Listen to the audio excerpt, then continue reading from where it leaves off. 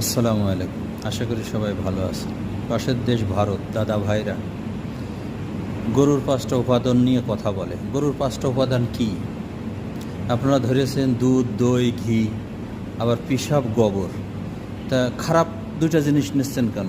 এর ভিতরে খারাপ 2টা জিনিস যুক্ত করছেন কেন? ওগুলো তো অনুভূতি নেই খাওয়ার, ওগুলো তো ময়লা। কারণ গরুর থেকে মানুষ আরও খাবার, ভালো জিনিস খায়, মাছ, মাংস, সেগুলোও তো যুক্ত করতে পারেন। যুক্ত করেন আপনি 5টা উপাদান, যেমন দুধ, দই, ঘি, মাখন অথবা ঘোল, তাহলে তো 5টা মিলে যাচ্ছে, তাই না?